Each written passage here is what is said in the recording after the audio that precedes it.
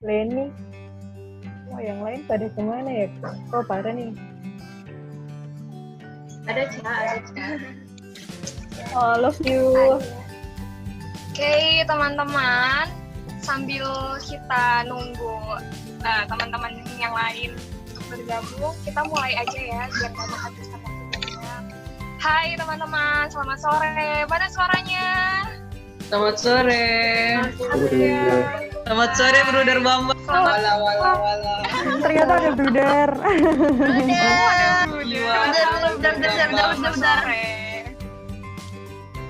Halo. Selamat datang ya teman-teman di webinar kami yang berjudul Instagram sebagai aplikasi non-toxic. Sebelumnya perkenalkan dulu ya, nama aku Wiksi.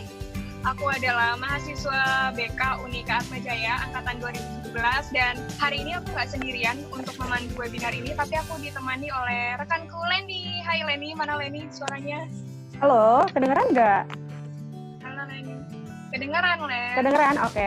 Hai semuanya, kenalin nama aku Leni, sama juga kayak yang tadi udah Wiksi bilang, kalau misalnya aku juga mahasiswa program studi bimbingan dan konseling angkatan 2017. Nah, bener nih, tadi yang Wiksi bilang, jadi di sini, dan yang teman-teman mungkin lihat juga di poster, jadi di sini nanti nggak hanya ada aku dan Wiksi, jadi di sini aku dan Wiksi sebagai host dan co-host, tapi kita juga ditemenin sama dua orang narasumber, yaitu Nea dan Ica. Nah, mungkin Nea dan Ica bisa memperkenalkan diri. Nea, silakan. Halo, selamat sore teman-teman. Kedengaran kan suaraku? Kedengeran. Terima kasih Wiksi dan Leni sudah memperkenalkan diri. Teman-teman semuanya, salam kenal ya. Namaku Nea, aku juga dari program studi bimbingan konseling Unika Atmajaya angkatan 2017. Halo Leni, halo Nea. Halo Nea. Grogi. Oke, selanjutnya. Halo semuanya, perkenalkan nama aku Ica. Masih pada ngumpul belum? Udah ngumpul belum semuanya? Udah, Ca. Oke, terima kasih udah gabung di webinar kami. Aku juga sama kayak ketiga temanku, aku mahasiswa BK angkatan 2017 Unika Atmajaya. Salam kenal semuanya. Halo. Oke, salam kenal semuanya. Oke, wait ya. Aku tampilin dulu sebelum kita diskusi ngobrol-ngobrol lebih jauh. Oke.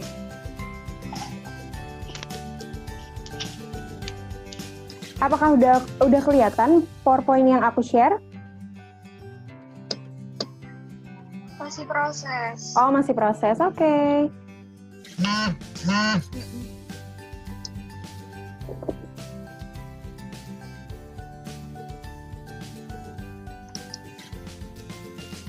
Sambil nunggu layarnya ke sharing, coba dong aku mau tahu teman-teman yang ikut tuh dari kampus dari mana aja sih, Lan? Oke, kalau kemarin itu dilihat dari formnya, ternyata ada banyak nih tersebar. Coba ya, kita sapa dulu kali ya, Wix. Yang pertama ada dari Politeknik Negeri Jember. Nah, apakah teman kita yang dari Politeknik Negeri Jember udah hadir?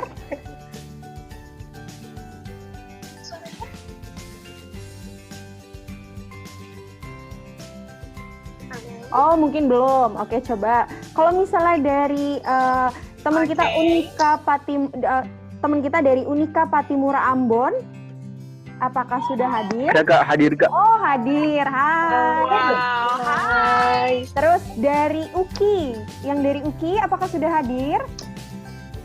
Ima. Oh, Ina ya. Apakah sudah hadir? Mana Ima? Oke, belum, nggak apa-apa. Belum. Dari Poltekkes.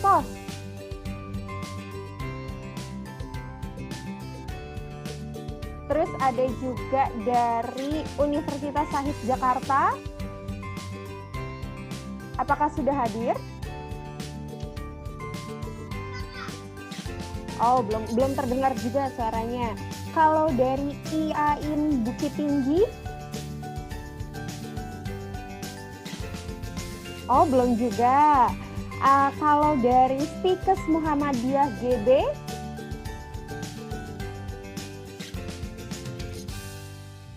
Oh, belum kedengeran juga nih suaranya. Kalau dari Universitas Pancasila, kemarin ada juga nih yang daftar dari Universitas Pancasila. Hadir, Kak. Oh, hadir. Hai. Terus kalau dari IPB. Hadir, Kak. Oh, yang dari IPB sudah hadir juga. Wow, Halo, salam kenal ya. Halo. Terus Kenal. kalau dari Universitas Negeri Jakarta, apakah sudah hadir? Teman kita dari UNJ. Hadir. Hai. Terus kalau dari Ukrida, teman kita yang dari Ukrida. Hadir Kak, halo semuanya. Halo. Kenal ya. Hai, halo. Terus ada juga yang dari Universitas Tanjung Pura. Apakah sudah hadir? Teman hai. Hai, halo. Sudah hadir jauh-jauh. Ternyata kita bisa ketemuan, kenalan di sini bareng-bareng secara online nih. Terus dari teman kita dari SMP Santo Markus 1 Cililitan, apakah sudah ada yang hadir? Oh, belum. Kalau dari Politeknik STTT Bandung, apakah sudah hadir?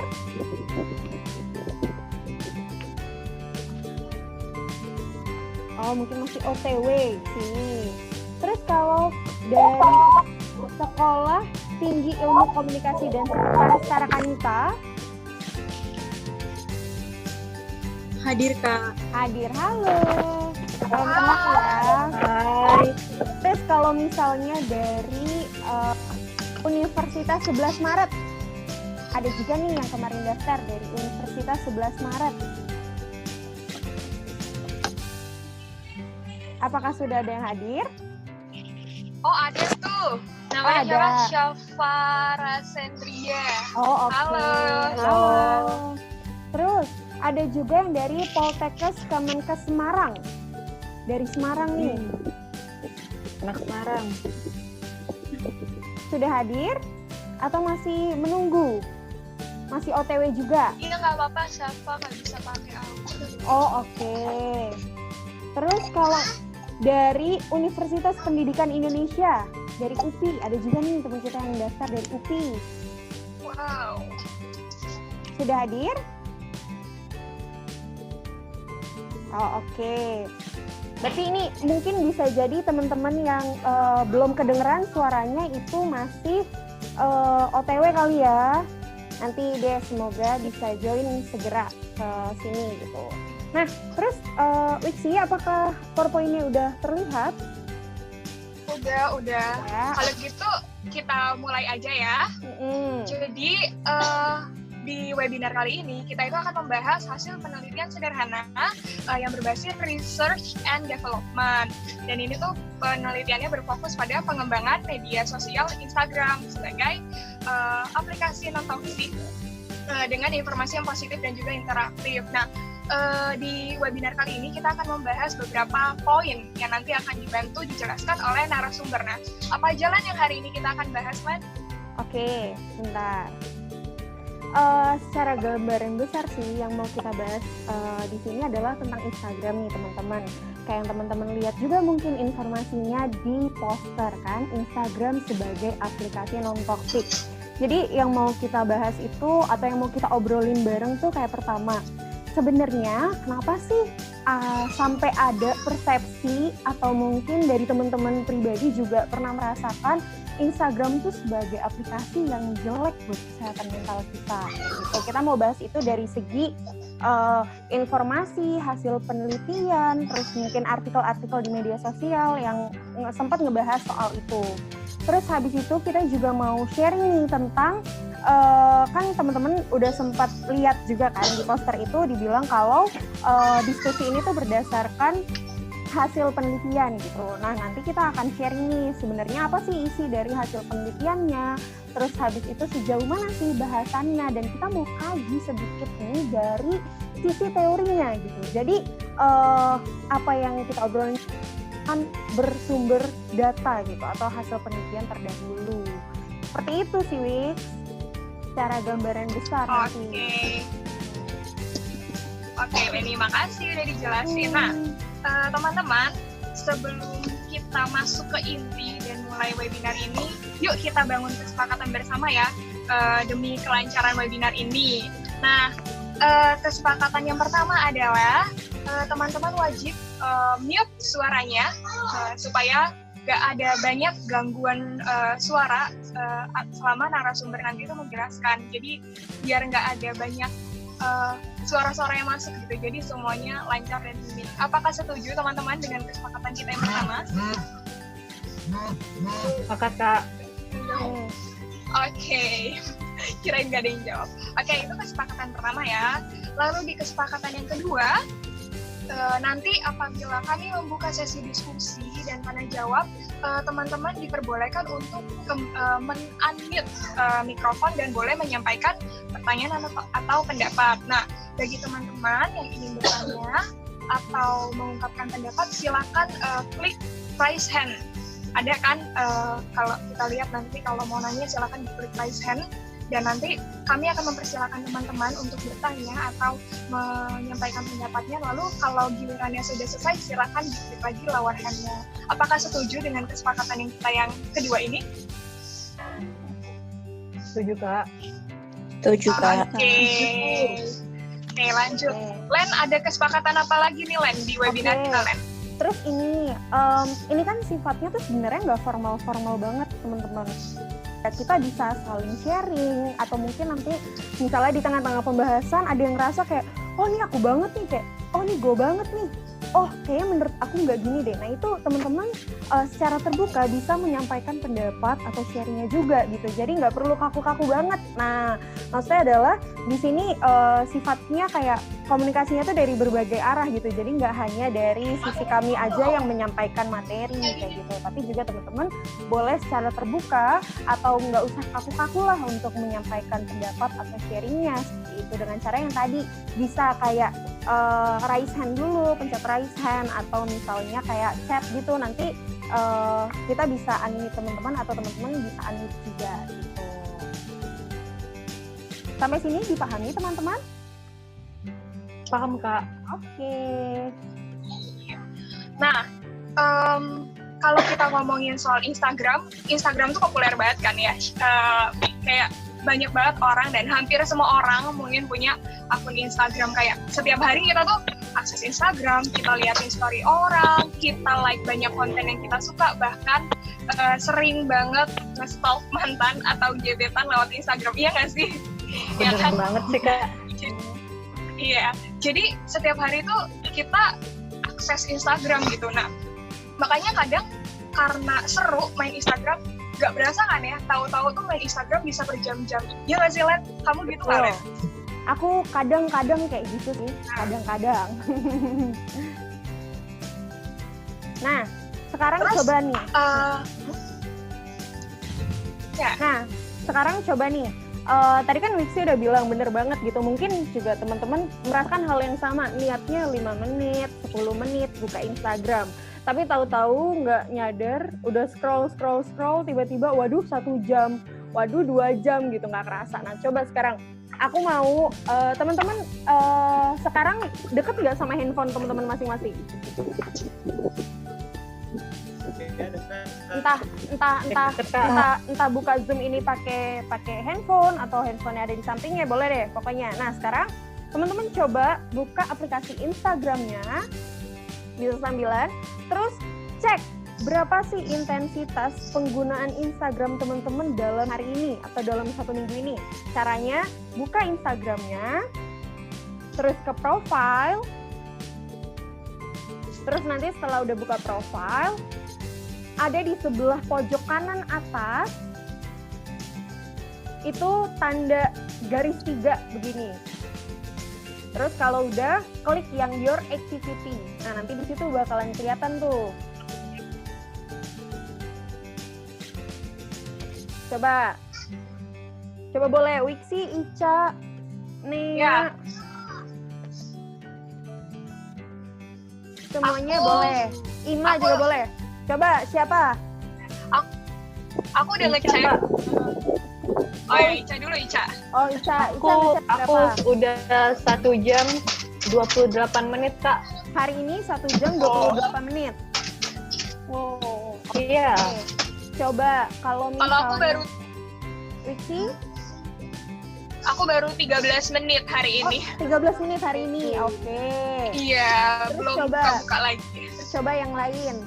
Mungkin ada siapa nih? Coba aku mau dengar suaranya. Dela. Halo Dela. Apakah kamu udah cek? Udah Kak, Oke. Berapa Del? Pengguna 2 intensitas jam internet. 36 menit. Oke, 2 jam 2 jam 36 36 2 menit. jam 30. Oke. Coba aku mau denger suaranya Ima Gracia. Apakah Ima ada di sini? Ya. Oke, Ima udah cek belum? Udah cek Oke, berapa Ma? tadi 55 menit, sekarang 58 menit. Oke, thank you Ima. Satu lagi mungkin dari teman-teman ada yang mau sharing berapa penggunaan intensitas Instagram teman-teman hari ini. Oh, Esther, boleh Esther?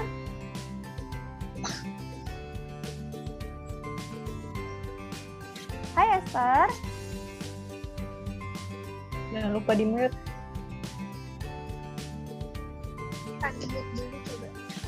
Udah, oh.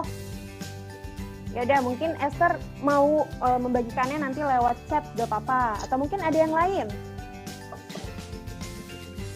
Tuh ada yang 20 menit hari ini. Oh, ada yang 20 Siap, menit Deva. hari ini. Oke. Terus mungkin ada yang lebih dari 3 jam?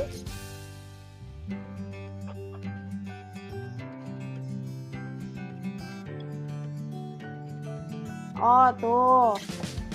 Dari Probo hari ini 1 jam 22 menit. Oke. Michael hari ini 1 jam 44 menit. Oke, banyak lah pokoknya kan teman-teman. Ada yang 1 jam, mungkin ada yang masih hitungan menit, terus ada yang udah hitungan jam, dan beragam gitu. Nah, kalau misalnya ternyata intensitas itu juga bisa mempengaruhi cara pandang kita terhadap penggunaan media sosial. Terus karena kan dari situ kita bisa ngedapetin banyak hal gitu, yang mungkin informasi yang memang membuat kita merasa senang, atau justru informasi yang membuat kita merasa kesel, bete, rasanya pengen julid dan lain-lain gitu. Gitu, ternyata banyak kan intensitas penggunaan Iya. Instagram dari temen-temen. Iya, ternyata beragam ya. Ada yang berjam-jam, ada juga yang baru hitungan menit. Soalnya gimana ya, main Instagram tuh kan asik ya, Len. Semuanya tuh serba ada gitu kan. Betul. Apa ya, mungkin banyak juga orang di luar sana yang sulit lepas dari Instagramnya nggak sih, Len?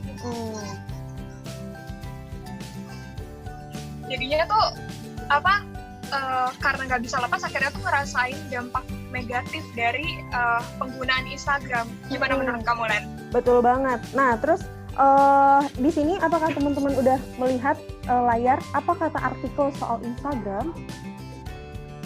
Udah kelihatan belum? Iya, udah. Oke. Nah, kalau misalnya teman-teman lihat nih di gambar yang pertama paling kiri, ini diambil dari salah satu tulisan di kompas.com, judulnya Instagram media sosial paling buruk bagi kesehatan mental. Nah, singkatnya teman-teman, di berita ini tuh diinformasikan bahwa hasil survei terhadap 1.500 pengguna Instagram kaula muda yang ada di Inggris itu menilai bahwa ternyata tuh aplikasi Instagram sangat memberikan pengaruh yang buruk bagi kesehatan mental gitu. Karena sebenarnya kalau misalnya kita lihat nih dari sisi positifnya, sebenarnya tuh media sosial Instagram bisa jadi media kita untuk mengaktualisasikan diri gitu. Ibaratnya kayak kita bisa nih menunjukkan diri kita gitu lewat foto, lewat video, lewat postingan-postingan lah yang kita kirim di Instagram. Tapi kalau dilihat dari sisi negatifnya, ternyata hal-hal seperti itu juga bisa menimbulkan kecemasan, bisa menimbulkan depresi, bisa menimbulkan fobia ketinggalan berita gitu. Jadi rasanya kalau misalnya nggak update dikit tentang medsos, tentang info-info di Instagram tuh rasanya jadi gimana gitu. Nah, hal ini, penelitian ini juga sejalan dengan ada nih salah satu penelitian yang dilakukan tahun 2018 yang mengungkapkan bahwa adanya korelasi negatif antara intensitas penggunaan Instagram dengan kemampuan berinteraksi secara interpersonal. Jadi sederhananya penelitian ini tuh bilang kalau semakin banyak kita pakai media sosial Instagram, kemampuan berinteraksi kita dengan orang lain secara langsung itu menurun gitu atau buruk gitu.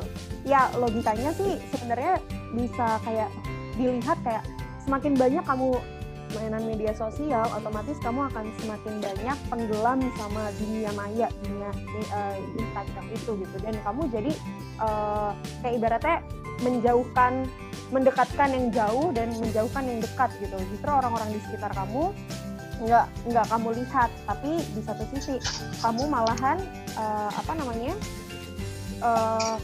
jadi terus-terusan atau kecanduan main Instagram gitu Wik kalau misalnya menurut berita ini. Iya, tadi kan artikel itu ngomongin tentang dampak buruknya Instagram ya Len ya. Nah tapi di 2 artikel berikutnya itu aku menemukan kalau artikel yang dari Social Media Today itu bilang Instagram itu udah mengubah dunia dengan 7 cara yang tidak terduga.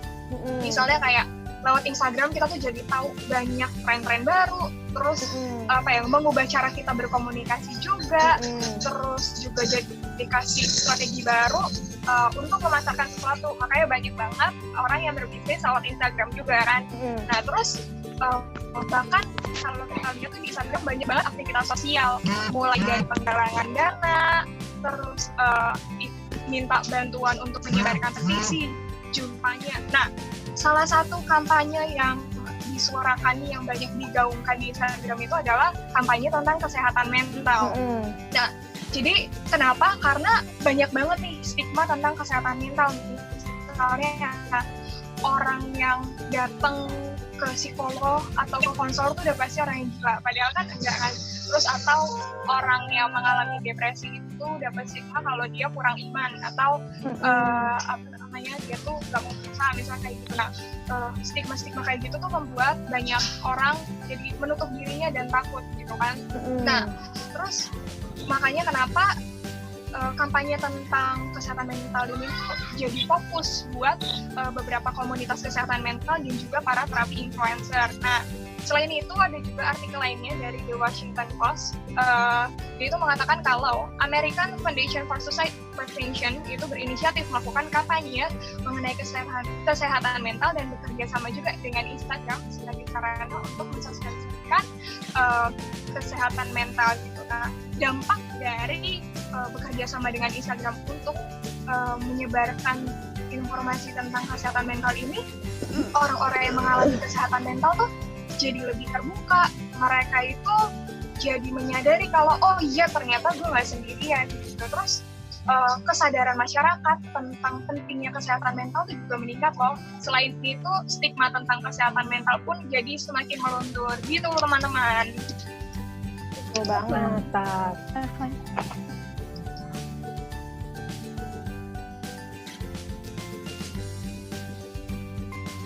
Terus Len, kalau menurut kamu dari ketiga artikel itu kira-kira fenomena apa sih Len yang terjadi Len?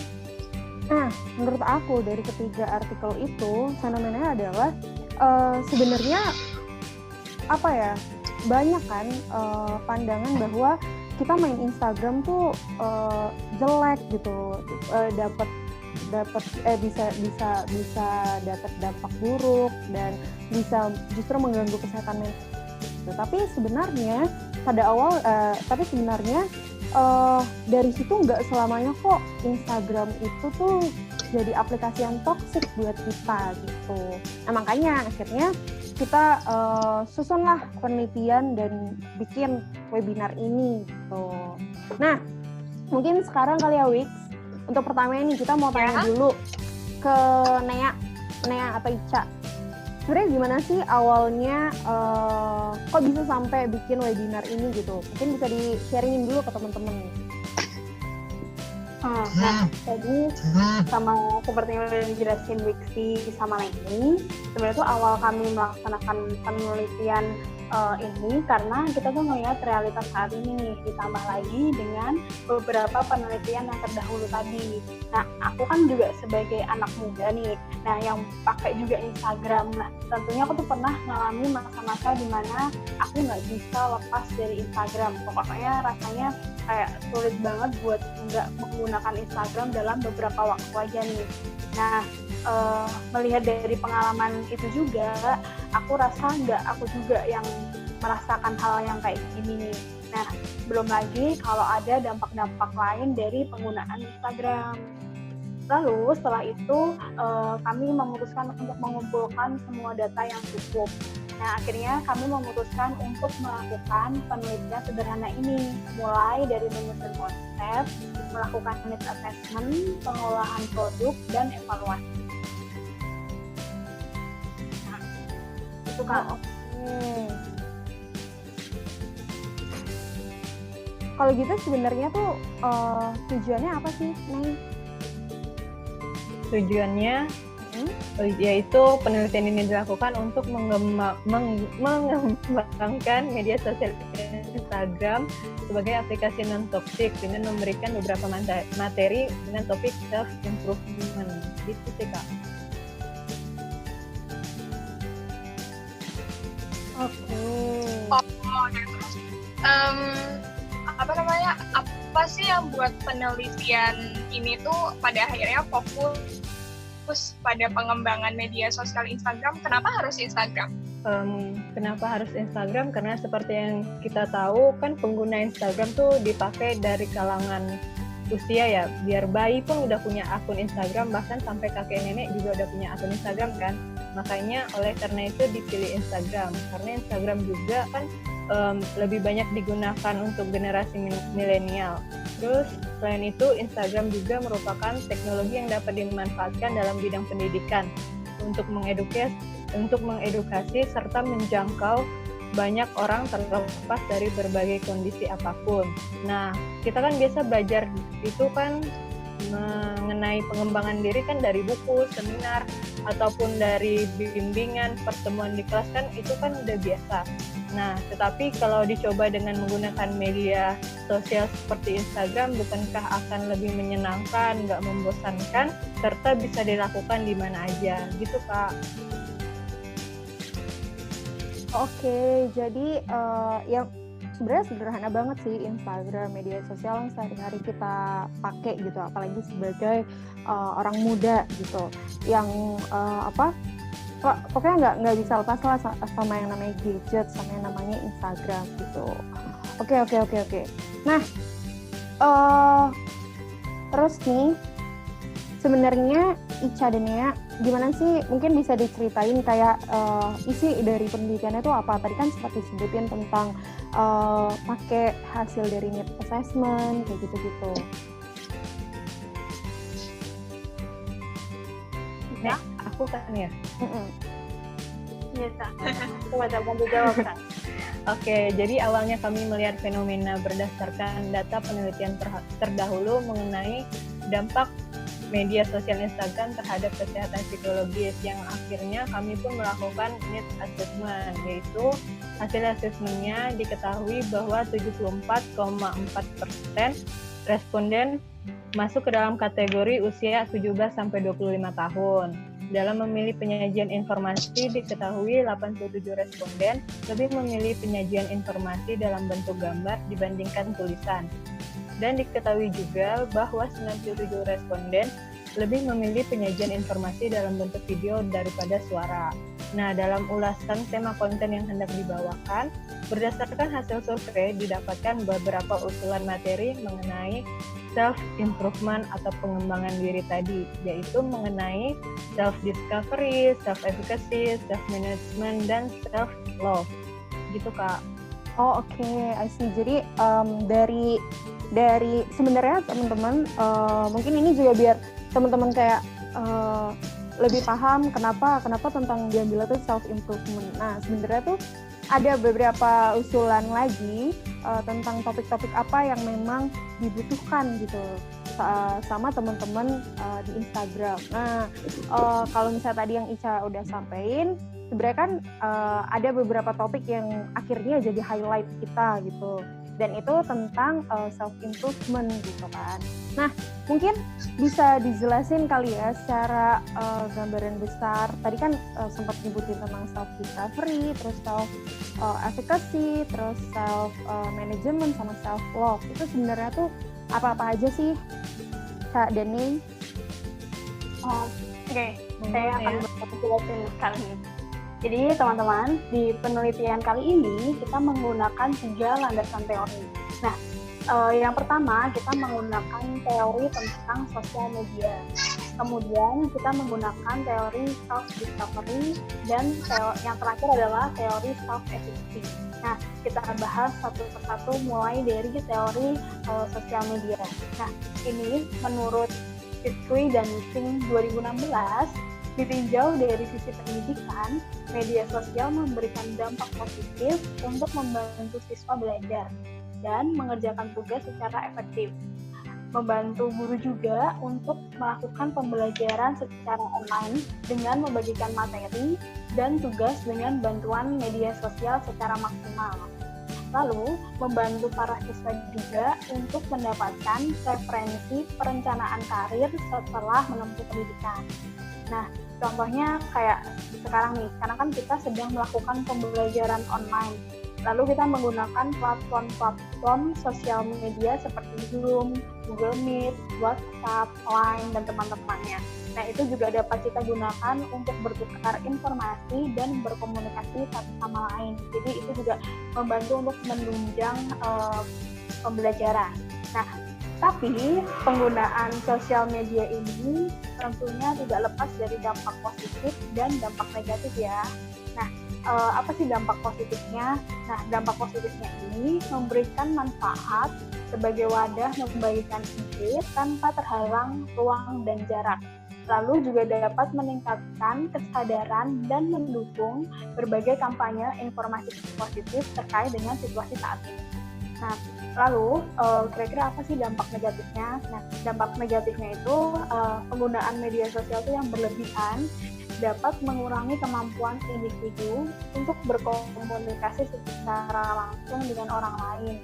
Lalu masih banyak informasi yang keliru yang ditulis oleh berbagai sumber di media sosial yang dapat menyebabkan salah persepsi dari individu yang menerima informasi. Nah, seperti itu. Lalu berhubung fokus penelitian ini adalah menggunakan sosial media Instagram, jadi kita singgung sedikit tentang Instagram nih. Nah, ini menurut Forbes.com, Instagram itu adalah media sosial yang berkembang paling pesat sejak Juni 2018. Makanya aplikasi ini jadi aplikasi favorit dan populer untuk kalangan anak muda. Makanya nggak heran kalau Instagram itu tuh serba ada. Kita juga bisa belajar lewat Instagram loh, karena ada beberapa akun Instagram yang suka mengembangkan konten positif. Jadi, jika media-media sosial tersebut digunakan secara bijak dan positif, tentunya media sosial dapat menjadi media yang positif untuk diri kita. Nah, itu ditinjau dari teori sosial media.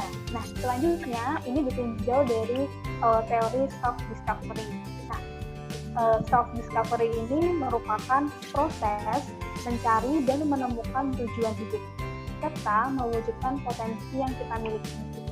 Nah, self-discovery ini dapat membawa kita kepada visi tentang bagaimana seperti apa kita di masa depan, dan bagaimana menjadi penuntun bagi hidup kita. setiap individu juga dilahirkan dengan pengetahuan tentang bagaimana cara memandang hidup, tapi individu mempelajarinya. Jadi lahir kita nggak langsung tahu gimana caranya kita menghadapi hidup, tapi kita seiring dengan berjalannya waktu kita terus mempelajarinya. Contohnya nih kayak gini nih teman-teman, pasti teman-teman sering tanya ke diri kalian sendiri kayak, kira-kira apa sih yang aku mau dari hidupku gitu. Nah ini contoh yang aku alami sendiri. Jadi kayak aku tanya sama diriku sendiri kayak setelah lulus aku pengen jadi guru. Terus kayak jadi guru apa ya gitu. Karena aku kuliah di BK pasti aku jadi guru BK gitu kan. Terus kayak aku tanya ke diriku sendiri kayak aku mau jadi guru yang kayak apa gitu. Nah aku pengen ketika besok aku jadi guru, aku pengen menjadi teladan yang baik serta memberikan banyak pengetahuan untuk murid-murid. Nah, tapi sekarang nih aku masih malas-malasan belajar, menunda-nunda ngerjain tugas. Nah, jadi kira-kira kayak sudah sesuai belum sih dengan kriteria guru yang menurut diriku sendiri setelah lulus kuliah? Nah, dari refleksi itu saya belajar kayak jadi mengenali diri saya sendiri, jadi paham kelemahan saya. Misalnya tadi kan saya kelemahannya masih menunda-nunda tugas, malas-malasan belajar. Nah, jadi saya tahu apa yang menjadi kelemahan saya, sehingga saya akan perbaiki. Jadi setelah saya lulus kuliah, itu akan menjadi kekuatan saya. Nah, atau kayak misalnya teman-teman nih, kalau misalnya pernah ngisi tes kepribadian seperti MBTI, atau misalnya kalian pernah membaca kayak artikel-artikel yang ada di internet tentang kayak kepribadian, atau misalnya kalian nemu di beranda di Google terus ada kayak tipe kepribadian yang cocok untukmu, atau profesi yang dilihat dari tipe kepribadianmu. Nah, itu juga kegiatan yang mengarahkan kita untuk lebih mengenal diri sendiri. Nah, tentunya kalau misalnya kita udah kenal sama diri kita sendiri, maka kita akan tahu nih kelemahan kita tuh apa, kelebihan kita apa, serta potensi apa yang kita punya sebenarnya. Nah, namun proses mengenali diri sendiri itu jadi proses yang merupakan sepanjang hidup yang nggak akan selesai, karena hidup itu kan berdinamika, setiap hari kan pasti akan berubah-ubah. Nah, karena banyak hal yang kita alami, artinya mengenal diri sendiri itu bukan goal, tapi adalah proses. Nah, itu adalah dilihat dari teori self discovery. Nah, selanjutnya akan dilanjutkan oleh Ica tentang teori self efficacy. Oke, terima kasih Nea atas penjelasannya. Selanjutnya aku akan membahas mengenai teori self efficacy. Menurut Ulwolf, self efficacy merupakan penilaian seseorang terhadap dirinya sendiri atau tingkat keyakinan mengenai seberapa besar kemampuannya dalam mengerjakan suatu tugas tertentu untuk mencapai hasil tertentu. Sederhananya, self-efficacy adalah gimana cara kita bisa yakin pada sudut pandang kita yang positif tentang apa yang kita dapatkan sesuai dengan potensi yang kita punya. Nah, potensi yang kita punya ini menjadi sarana buat kita untuk mencapai tujuan dalam hidup kita. Itu teman-teman, jadi semakin terlihat kan adanya kaitan antara media Instagram dengan self-discovery. Terus contohnya, pernah nggak sih teman-teman ngerasa masa-masa sulit kayak, kan kita lagi kuliah online nih, terus banyak tugas kan, atau pekerjaan-pekerjaan yang makin sulit. Nah, tapi ada bagian di dalam diri kita yang masih yakin, iya sih susah, tapi pasti gue bisa kok, gue pasti bisa ngerjain tugas ini sampai selesai. Nah, dengan demikian artinya kita punya persepsi positif dengan kemampuan yang kita punya, karena kita yakin kita mampu melewati hal itu dengan segala kesulitan yang pernah terjadi. Nah, terus kenapa self-efficacy itu penting? Diketahui karena menurut Bandura, kebanyakan orang itu lebih memandang bakat. Misalnya kayak Jonathan Fistin, kan jago banget tuh main bulu tangkis. Nah, orang-orang mungkin aja berpikir, Jojo kan emang berbakat jadi pemain bulu tangkis, jelaslah dia jadi atlet yang sukses. Tapi belum tentu loh, di balik itu kan juga pasti ada kerja keras, keyakinan, usaha, dan ketekunan yang dilakuin oleh Jojo. karena bakat terlihat lebih dominan, makanya peran pengaturan diri jadi tidak terlalu dilihat. Nah, konsep self-efficacy ini mengajarkan bahwa kitalah yang pemegang kendali atas setiap apa yang ingin kita lakukan. Kita punya pilihan untuk yakin pada diri sendiri kalau kita bisa. Nah, jadi self-efficacy ini bisa kita gunakan untuk lebih percaya pada kemampuan kita, mau berusaha dan yakin kalau kegigihan itu lebih kuat daripada kemampuan bawaan yang kita miliki. Itu teman-teman menurut teori self-efficacy. Oke, makasih Ica buat penjelasannya tentang teori self-efficacy. Nah, menarik banget ya kalau misalnya kita itu melihat sesuatu melalui teori gitu ya. Ternyata ada dasarnya dan ternyata relate gitu sama kehidupan kita. Kayak bener banget sih apa yang tadi dijelasin ya sama Ica, kalau tadi tuh iya ya, kalau misalnya kita nggak pernah tahu tentang pembahasan kayak gini, kita mungkin nggak punya keinginan atau usaha gitu untuk lebih kenal sama diri sendiri. Dan paling enggak setelah mendengar penjelasan singkat dari Nia dan Ica, tadi kita jadi heran lah ya tentang teori sosial media, tentang self-efficacy, juga tentang self-discovery. Jadi semakin kita pahami bersama ya kenapa ada teori tentang self-discovery dan juga self-efficacy dalam pembahasan ini. Nah, selain itu, tadi aku setuju banget sih apa yang dibilang kalau kita itu, maksudnya peran pengaturan diri itu kan penting banget ya. Jadi kalau misalnya kita nggak bisa kontrol diri kita dalam penggunaan media sosial, khususnya Instagram, kita tuh bisa-bisa jadi nggak percaya diri, terus jadi selalu ngerasa insecure. Padahal kalau dilihat-lihat sebenarnya banyak gitu konten-konten yang positif di Instagram. Jadi nggak melulu tentang Instagram itu isinya tentang influencer-influencer cantik yang bikin kita ngerasa insecure, tapi juga banyak berbagai macam informasi positif yang bisa kita akses, ya kan? Nah, sekarang coba kita bahas satu persatu ya hasil penelitiannya. Gimana nih Nea? Aku mau nanya sama Nea, kalau hasil penelitian tentang self-discovery itu kayak gimana sih? Jadi gini nih, dan teman-teman, jadi penelitian awal kami melakukan penelitian itu kita lakuin di minggu kecil dulu nih. Kita membagikan terlebih dahulu mengenai materi self-discovery. Nah, selanjutnya kami meminta responden untuk membagikan atau men-sharingkan apa yang menjadi tujuan hidup mereka. Nah, ini ada beberapa contoh atau hasil dari tulisan atau sharing dari responden tentang materi self-discovery. Jadi yang pertama itu ada yang menuliskan bahwa pernah mensyukuri apa yang telah dilewati dan apa yang saat ini sedang dijalani. Lalu yang kedua, kembali mencoba mencari kelebihan diri dan bersyukur atas kelebihan itu. Lalu ada yang juga menuliskan menjalankan profesi yang bermakna secara pendidikan bagi banyak orang. Terus ada juga yang menuliskan bahwa memperbanyak belajar mengenai pengalaman hidup dan berbagi kepada orang lain. Terus juga ada yang nulisin bahwa kayak mencintai hidup sepenuhnya. Terus juga ada yang menuliskan bahwa menerima kehidupan saat ini. Terus ada juga yang menuliskan kayak masih mencoba untuk mencari tujuan hidup. Nah, saat responden mendapat materi mengenai self-discovery dan mengisi tujuan hidup mereka, hanya beberapa responden yang dapat menjawabnya dengan alasan yang cukup sulit untuk menentukan dan membagikan mengenai tujuan hidupnya. Karena ada sebagian responden itu yang belum pernah mendengar tentang apa itu self-discovery gitu.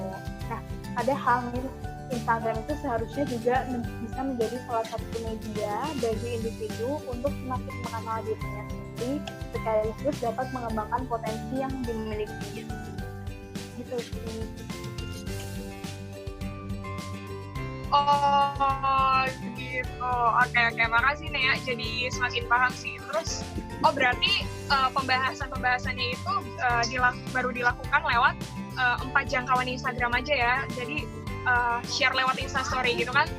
Nah, tadi aja kalau dilihat dengan 4 Instagram itu udah lumayan kasih dampak ya, maksudnya banyak orang yang merasakan dampak positif jadi dapat insight baru lewat postingan-postingan itu. Dan kalau misalnya lebih banyak lagi yang posting konten-konten positif, pasti ini ya, misalnya lebih banyak lagi orang yang dapetin manfaatnya gitu. Dan ternyata kalau dilihat-lihat ada hubungannya antara self discovery dengan kehidupan masa kini, apalagi untuk kita yang ada di usia remaja sampai dewasa pertengahan.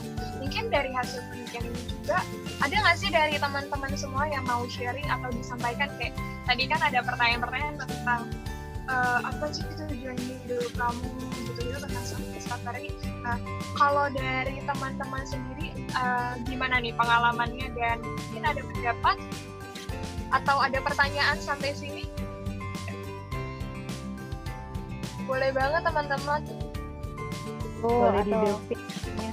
ya, atau mungkin tadi yang udah di-share juga kan sama Ica dan Nia penjelasannya tentang iya ya, ternyata kenapa sih ada yang namanya self discovery, kenapa sih ada yang namanya self efficacy, kenapa sih hal itu dibahas di Instagram, kenapa sih hal itu dibahas di ini gitu. Karena ya bener juga tadi yang kata Wiksi bilang, dan Ica dan Nia juga, siapa tahu teman-teman selama ini pakai Instagram tuh ngerasa jadi kayak minder sendiri gitu, insecure sendiri gitu. Mungkin sambil scroll Instagram, sambil lihat-lihat Instastory, kadang ada pikiran, kenapa ya kok hidup orang-orang di Instagram tuh kayak sempurna-sempurna amat, atau kenapa ya kok kayak hidup dia kok happy banget gitu, sedangkan di sini gue cuman rebahan doang liatin story-nya dia kayak gitu.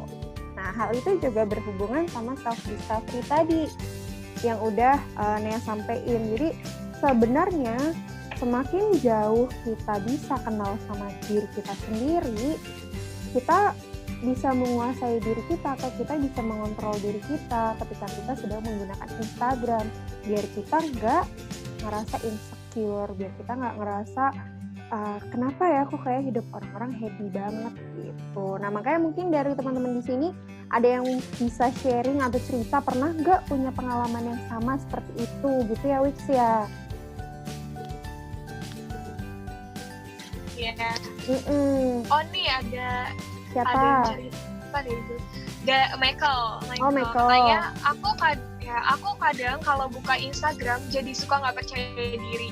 Kadang ngebandingin kalau followers aku kurang dibandingkan dengan teman aku yang lain. Kadang malah buka IG malah jadi ngebanding-bandingin. Makasih Michael untuk Thanks sharingnya. Michael buat sharingnya. Mungkin ada lagi teman-teman. Iya sih, benar banget ya. Makanya kan bisa jadi ternyata itu dari ngelihat jumlah followers aja jadi bisa ngebandingin diri kita sama orang lain gitu. Coba kalau menurut Zain, mana suaranya? Halo Zain, boleh sharing nggak?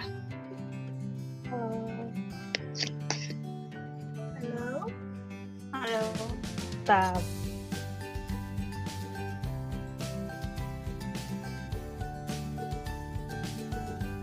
Oh oke. Mungkin Zen. Halo. Oh halo. Oh iya. Oh ada. Gitu. Halo. Siapa nih? Boleh Zen? sharing nggak? Iya, jadi aku nih gimana? salah satu Atma. Iya.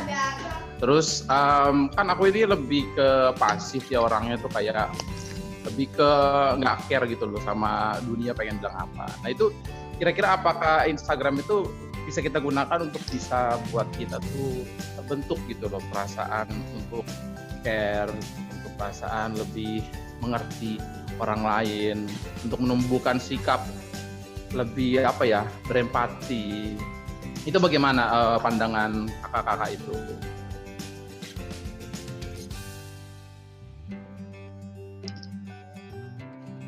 Oke, makasih ya. Siapa tadi ini yang nanya? Sindur. Oh, Kak Sindur. Oke, makasih banyak Kak Sindur buat pertanyaannya. Mungkin ada dari narasumber mau menjawab lebih dahulu. Ica mungkin Iya, dan siapa? Ica. Halo. Kalau menurut aku, kalau dari akunya sendiri, bisa tuh Instagram digunakan untuk makin menumbuhkan rasa percaya diri si Koko lagi si Koko kan, karena Koko juga bisa cari Instagram yang isinya tentang quotes-quotes yang mungkin bisa meningkatkan rasa kepercayaan diri kakak supaya nggak makin jadi orang yang pasif lagi. Kan ada tuh yang beberapa Instagram yang isinya dapat memotivasi orang-orang. Nah, kalau menurutmu gimana, Nek? Sama sih, Cak. Kalau aku juga, kadang aku juga orang yang salah satu pengguna Instagram yang pasif. Aku jarang banget kayak nanggepin komentar, kayak ngasih like, aku juga jarang, kayak gitu. Mungkin kalau aku lebih ke kepercayaan diri adalah kayak apa ya, dia tuh kayak aku sebenarnya pasif di Instagram nggak apa-apa sih, asalkan kita bisa mencerna informasi-informasi itu secara baik dan positif kayak gitu. Jadi kalau aku ya sama sih kayak Ica, kayak misalnya follow akun-akun yang kayak bisa ngasih aku membangkitkan motivasi, terus kayak ngasih kayak oh ya ternyata aku bisa percaya diri dengan kayak gini. Terus biasanya aku juga follow akun-akun kayak psikologi.id yang kayak gitu, yang bisa kayak ngasih pengetahuan baru. Nah kayak gitu bisa ngasih aku dampak bahwa oh ya aku punya informasi baru sehingga aku bisa menjalankan. Nah itu juga salah satu cara bagaimana cara kita biar kita bisa percaya diri. Tuh, atau mungkin kalau misalnya dari aku sendiri bisa jadi kayak sebenarnya kan di Instagram tuh kita bisa dapetin informasi banyak banget kan. Ada mungkin informasi yang nggak sengaja kita dapetin dan ternyata kita ngerasa oh nih kayak informasi berguna nih buat gue, atau mungkin kayak informasi-informasi yang bikin kita ngerasa ih ngapain nih orang-orang kayak gini ada di Instagram atau kayak gimana gitu. Nah mungkin salah satu latihannya gimana kita bisa punya rasa empati atau misalnya kayak punya perasaan lebih peka atau lebih peduli sama diri kita ataupun orang lain. Itu dengan cara kita coba ngelihat satu hal dari sudut pandang yang berbeda. Entah itu dari sisi kita atau dari sisi orang yang lagi kita lihat di Instagram itu sendiri gitu. Kayak misalnya contoh ada akun Instagram atau ada pengguna Instagram yang kok dia postingannya tuh kayaknya ngebikin gue tuh malahan jadi ngerasa Instagram tuh jelek banget gitu, atau bikin gue jadi ngerasa Instagram tuh kok nggak jadi gini ya isi orang-orangnya di Instagram kayak gitu. Nah kita coba pandang dari sudut pandang dia. Sebenarnya kenapa sih itu orang pingin ngeposting yang kayak gitu, atau kenapa sih dia pingin berperilaku seperti itu di media sosial kayak gitu. Mungkin dari hal seperti itu mungkin memang tidak 1, 2, atau 3 kali gitu, tapi dari hal kecil kayak gitu bisa ngelatih kita untuk jadi lebih memahami dan oh gitu toh ternyata ada latar belakang di balik dia menunjukkan perilaku itu di Instagram gitu. Dan itu kan lama-lama juga bikin kita jadi ngerasa oke, kalau misalnya kayak gitu aku punya pilihan mana informasi yang memang mau aku lihat dan mana memang informasi-informasi yang nggak pengen aku lihat, atau yang kalau misal aku lihat tuh justru itu bisa jadi trigger aku untuk jadi lebih nggak peduli sama orang lain, atau bahkan jadi lebih nggak peduli sama ya udah gitu kayak bodo amat sama semuanya gitu kalau menurut aku.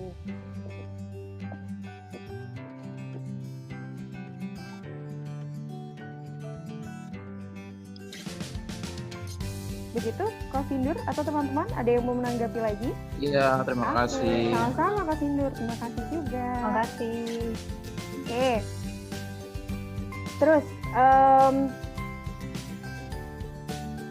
nah tadi itu kan tentang kita udah bahas sedikit tentang self discovery, self efficacy, dan teori-teori singkatnya gitu. Nah sekarang coba mungkin gimana sih Nea dan Ica tentang hasil atau isi dari pembahasan teman-teman yang udah ngejawab survei-survei atau penelitian kita di Instagram itu terkait dengan beberapa teori ini. Ica? Aku ya kan? Yang bagian self efficacy di Instagram bukan? Maksudnya gimana kan? Iya Cak, dari hasil pembahasan. Kalau misalnya dari segi self advocacy, kan kami udah melakukan penelitian. Pertama kami melakukan uji coba di lingkup kecil dan menghasilkan beberapa sharing terkait tujuan hidup yang dimiliki oleh responden. Nah, ada beberapa juga evaluasi dan saran yang diberikan oleh responden, yaitu rata-rata mereka menilai bahwa apa yang kami sajikan sudah bagus dan bermanfaat. Apalagi yang dibagikan di media sosial Instagram, selain untuk menambah pengetahuan baru, tetapi juga bermanfaat untuk pengembangan diri dengan membaca materi-materi yang sudah kami sampaikan di Instagram tersebut. Di samping itu juga terdapat saran materi lain yang dapat dibahas, yaitu materi perilaku sosial. Beberapa saran yang kami terima yaitu seperti lebih lagi diperbanyak intensitas dan frekuensi dalam memposting. Seperti ini, sebaiknya postingannya lebih dipersingkat secara jumlah slide dan kata-kata yang digunakan. Mungkin karena kemarin postingan kami itu dalam menyampaikan materi terlalu panjang, jadi saran dari responden itu jumlah slide-nya dipersingkat dan kata-kata yang digunakan juga dipersingkat. Sehingga itu bisa lebih mudah dilihat dan dicerna oleh pembaca. Nah, pembahasan mengenai self-efficacy-nya sendiri pada uji coba lingkup besar telah dilakukan dengan men-share materi self-efficacy yang memberikan hasil bahwa sebanyak 66,96% dari responden belum pernah mengetahui tentang self-efficacy walaupun itu termasuk bagian dalam kesehariannya. Terdapat juga 63,25% diantaranya sudah melakukan self-reflection sebagai bentuk usaha untuk memberikan keyakinan pada dirinya sendiri. Hal tersebut dapat terjadi karena beberapa faktor. Di antaranya, karena sebelumnya tidak pernah mendapatkan informasi untuk memahami apa sih itu self-efficacy. Nah, menurut Maduk dan Freeman, beberapa besar filsuf dan ahli teori psikologi itu sepakat bahwa rasa kontrol atas perilaku diri sendiri, lingkungan, dan pikiran, serta perasaan diri sendiri sangat penting untuk kebahagiaan dan rasa kesejahteraan psikologis kita. Dengan demikian, maka kita dapat menjadi agen pemerkasa untuk diri sendiri untuk merubah hidup kita menjadi lebih baik atau bahkan kehidupan orang lain. Nah, itu juga merupakan penggunaan Instagram agar terhindar dari dampak negatif yang ditimbulkan. Itu sih, Len. Wixi.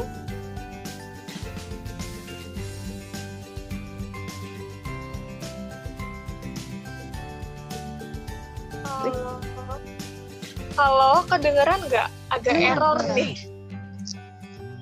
Dengar. Ya. Iya, makasih tadi Ica udah ngejelasin tentang ini ya, apa namanya, tentang self-efficacy, hasil penelitian tentang self-efficacy, dan jadi semakin kita tahu kalau ternyata self-efficacy itu kan ngomongin tentang keyakinan diri kita kan, dan ternyata dari situ kita jadi tahu kalau keyakinan kita akan diri kita sendiri itu juga mempengaruhi kemampuan kita untuk beradaptasi di dalam kehidupan kita saat ini gitu. Kalau menurut kamu gimana, Len? Betul sih, sama tadi ini mungkin relate juga sama. Halo? Apa kedengeran suara aku? Iya, kedengeran. Oh iya. Mungkin ini relate juga sama tadi pertanyaan yang ditanyain sama Ko Sindur, sama tadi ada Michael juga sempat sharing. Kayak ternyata memang keyakinan diri kita terhadap diri kita sendiri tuh bisa berpengaruh juga gitu terhadap cara pandang kita, apakah Instagram itu bisa menjadi aplikasi yang toksik atau enggak gitu. Jadi karena kan kayak itu tadi, balik lagi, kalau misalnya memang kita yakin sama diri kita nggak perlu untuk ngerasa insecure atau untuk ngerasa kayak ngebanding-bandingin diri kita sama orang lain yang ada di Instagram. Apalagi kalau misalnya teman-teman mungkin sekarang lihat di Instagram lagi banyak banget orang-orang account Instagram, influencer yang lagi banyak kampanye soal self love, tentang nggak usah insecure sama media sosial, nggak usah insecure sama netizen. Terus habis itu gimana caranya ngadepin netizen yang suka nyinyir di Instagram kayak gitu-gitu. Dan dengan kita punya tingkat self efficacy yang tinggi, itu juga bisa bikin kita jadi mengubah kita nggak jadi orang yang toxic juga di Instagram gitu, sehingga juga bisa ngebawa dampak positif buat orang lain gitu. Nah mungkin sekarang tadi kan sempat disinggung soal sama Nea dan Ica soal sebenarnya itu bentuk penelitiannya apa sih gitu, apakah cuma survei doang atau gimana gitu. Tadi kan sempat disinggung soal penelitian R&D. Nah coba mungkin Nea atau Ica bisa bantu jelasin atau ceritain ke teman-teman maksudnya gimana sih hubungannya gitu antara konsep yang udah dibangun sama bahasan Instagram sama penelitian R&D gitu. Oke, kali ini jadi penelitian R&D ini kan research and development. Jadi menurut Sugiono itu metode penelitian research and development ini merupakan proses atau langkah-langkah untuk mengembangkan suatu produk baru atau menyempurnakan produk yang sudah ada dan dapat dipertanggungjawabkan. Nah, menurut Sugiono ini ada 10 langkah-langkah yang dilakukan dalam penelitian.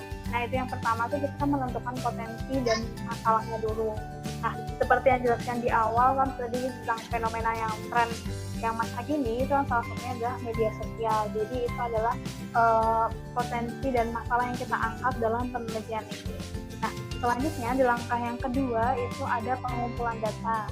Nah, data ini, pengumpulan data ini yang pertama yang kita awali dalam penelitian ini adalah mengumpulkan survei melalui 4 akun Instagram, yaitu akunnya saya, Ica, Lutfi, dan Leni. Nah, kami yang pertama tuh melakukan melakukan pengumpulan data untuk mengenai pendapat dari netizen seputar postingan Instagram dan konten-konten yang menarik di Instagram. Nah, lalu kami membuat konten tersebut dan akhirnya kita mendapat usulan tema yaitu self discovery dan self efficacy, salah duanya.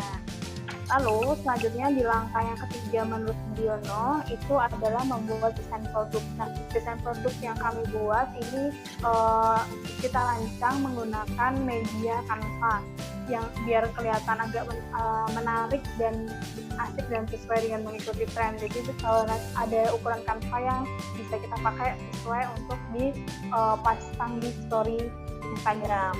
Nah, lalu di langkah yang keempat itu ada validasi desain. Nah, validasi desain ini kami mengkonsultasikan dengan dosen pembimbing. Nah, terus kami juga bertukar pendapat dengan kami berempat. Jadi kita saling memberikan masukan sehingga untuk semakin desain ini pantas gitu. Nah, lalu di langkah yang kelima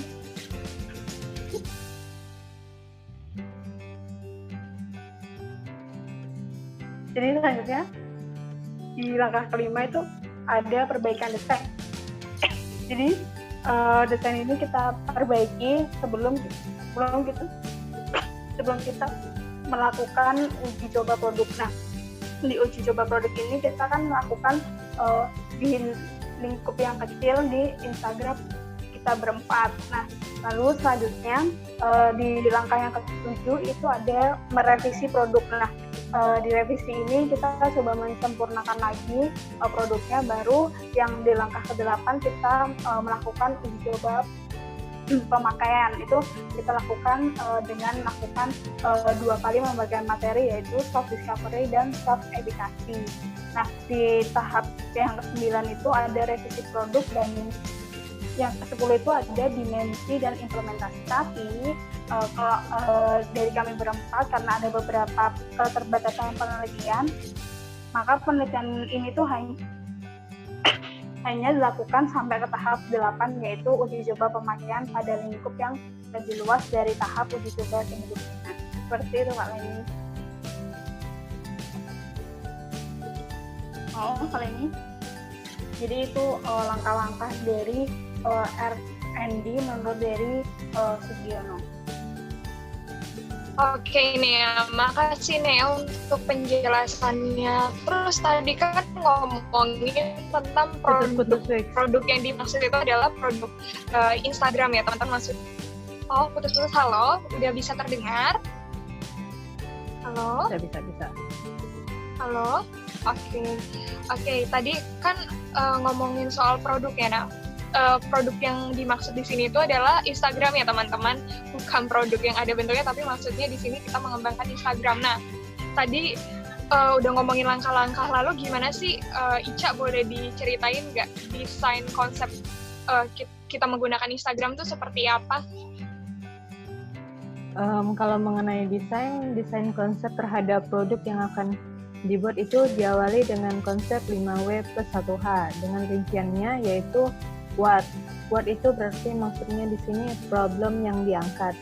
Di sini artinya kita mencari tahu apa sih yang jadi masalah, apa sih yang menjadi urgensi, dan pada penelitian ini juga problem yang kami angkat berupa pandangan atau fenomena bahwa Instagram sebagai aplikasi yang toksik. Selanjutnya yaitu where. Artinya di mana penelitian ini dilakukan, yaitu dilakukan di Instagram Story. Terus selanjutnya yaitu ada when, maksudnya kapan penelitian ini dilakukan, yaitu on schedule sesuai dengan jadwal yang sudah kami buat. Who itu subjek yang menjadi responden dalam penelitian ini, yaitu orang-orang yang berusia 17 sampai 25 tahun yang berasal dari hasil survei yang telah kami lakukan sebelumnya. Selanjutnya ada why, maksudnya mengapa kami menggunakan Instagram dan memberikan konten pembahasan mengenai teori tertentu, yaitu kami ingin menjawab kebutuhan layanan informasi menarik dan interaktif yang dapat digunakan untuk pengguna Instagram dalam mengembangkan dirinya. Selanjutnya ada how, yaitu bagaimana penelitian ini berlangsung, yaitu dengan membuat konten Instagram berkelanjutan yang diakhiri dengan challenge untuk membuat positive quotes. Nah, gitu sih, Wik. Oke, terima kasih penjelasannya. Berarti awal kita mengembangkan konten positif di Instagram itu berawal dari itu ya, 5W 1H. Pertama kita ngeliat dulu fenomena apa aja sih yang terdapat di Instagram, lalu kita mulai merancang dan merencanakan sasaran uji cobanya itu dilakukan untuk siapa. Jadi semakin jelas ya. Nah, kalau dari Nea, jadi gimana tuh Nea kesimpulan hasil penelitiannya menurut kamu? Ya, jadi gini, Wix dan teman-teman. Jadi kalau kita simpulkan nih, berdasarkan hasil uji coba dan evaluasi, pengembangan penggunaan Instagram sebagai media non-toxic itu sangat bermanfaat bagi responden, sehingga responden mampu melihat sisi positif dari penggunaan media sosial Instagram dengan konten-konten positif dari penggunaan media sosial. Nah, yang mengarahkan pada self-improvement. Nah, Instagram dapat menjadi media sosial yang informatif, edukatif, dan inspiratif apabila penggunanya mampu menggunakan Instagram secara bijak. Tweak kalau kesimpulan dari aku. Oke, berarti sebenarnya Instagram toksik atau enggak toksik itu ya tergantung dari kepengaturan diri kita sendiri ya. Jadi ketika kita merasa Instagram itu sudah toksik, kita bisa melakukan sesuatu. Misalnya dengan coba ngecek lagi sebenarnya apa yang kita lihat di Instagram itu udah membawa dampak positif belum sih buat diri kita. Dan kalau kita misalnya merasa kalau gue udah terlalu berlebihan nih pakai Instagram, ya kita bisa mengatur diri kita sendiri untuk membatasi diri gitu. Oke, main Instagramnya cukup dari jam segini sampai jam segini aja, jadi nggak berlebihan. Nah, teman-teman, tadi sudah disampaikan ya, mulai dari awal kenapa kami melakukan penelitian, gambaran penelitiannya seperti apa, hasilnya bagaimana. Nah, jadi dengan demikian pembahasan kita mengenai penelitian ini sudah selesai. Nah, sekarang kami ingin membuka sesi pertanyaan dan diskusi. Jadi kami memberikan waktu kepada teman-teman yang ingin bertanya atau memberikan pendapat. Boleh silakan. Mungkin aja dari teman-teman, dipersilakan waktunya. Tadi aku ada baca beberapa pertanyaan Kak di chat. Oh iya, kok nggak muncul ya di aku? Dari Gary dan Michael. Aku bacain ya Oke, yang dari mungkin Gary. Satu-satu dulu. Aku bacain yang dari Gary dulu ya. Ini pertanyaannya. Kak, aku punya teman yang status ekonominya tuh berbeda dari aku. Dan postingan IG-nya tuh kadang suka memamerkan jalan-jalan ke luar negeri atau makan di resto mahal gitu deh. Kadang-kadang lihat hal itu tuh bikin aku jadi iri dan pengen punya nasib kayak dia. Menurut kakak-kakak semua, sikap apa sih yang tepat untuk harus aku lakukan agar bisa menahan atau mengurangi rasa iriku ke dia? Nah, gimana tuh? Oke, dari Ica atau Nea mau jawab terlebih dahulu? Nea mungkin. Boleh. Fiksi? Oke. Ya, oke. Dari aku dulu ya. Oke, makasih Gary untuk pertanyaannya. Kalau menurut aku ngomongin sikap ya, sikap.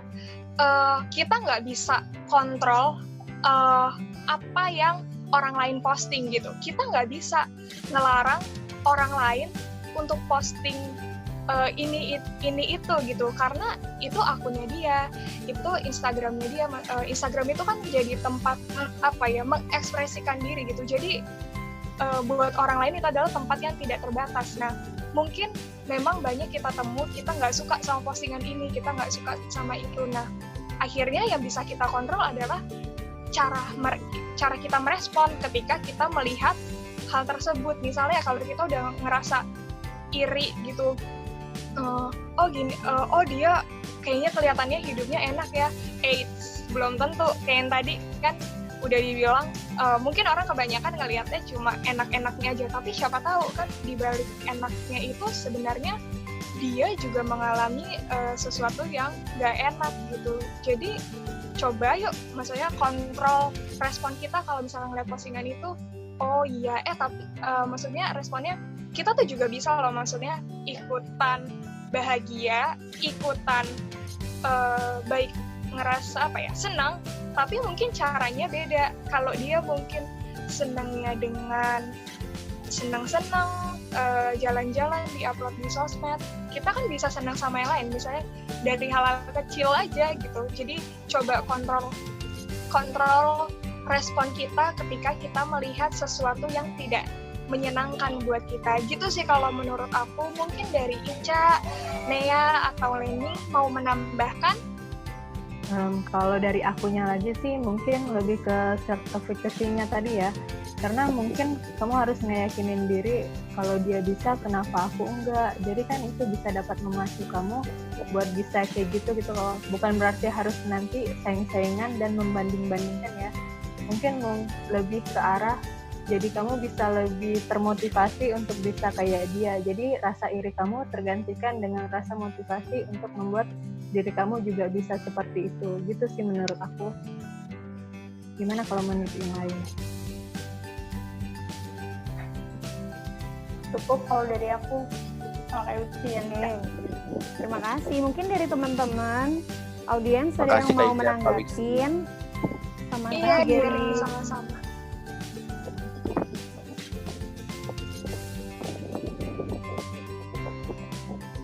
Ya mungkin ada yang mau nanggapin juga atau sharing juga terkait dengan pertanyaan ini.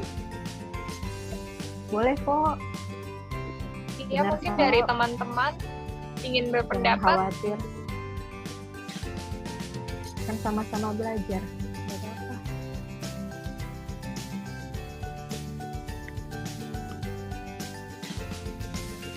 Mungkin masih malu-malu kali.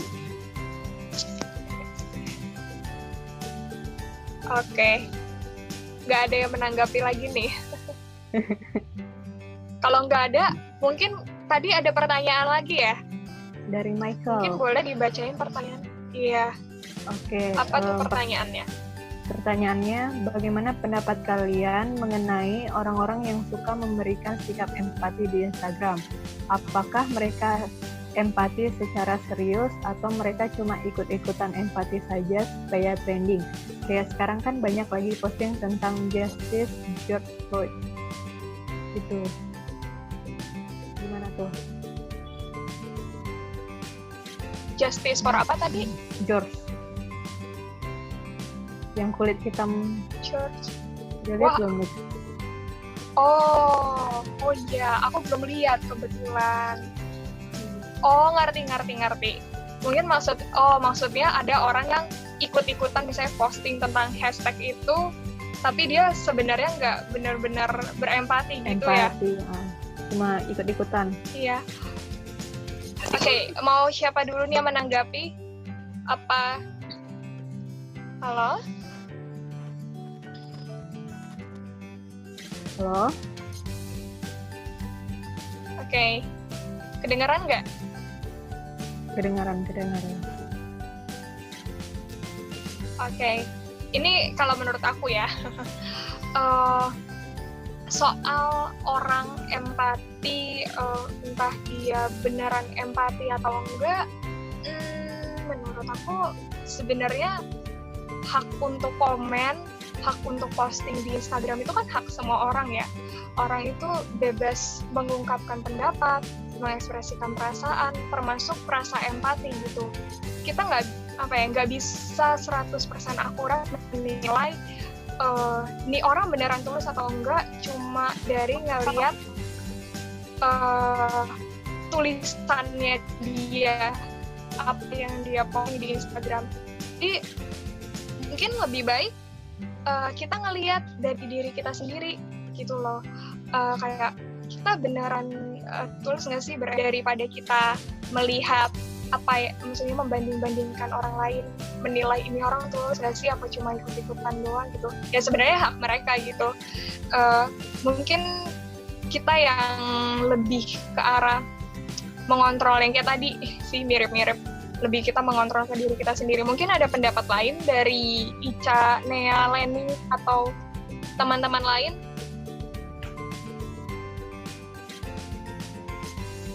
Betul,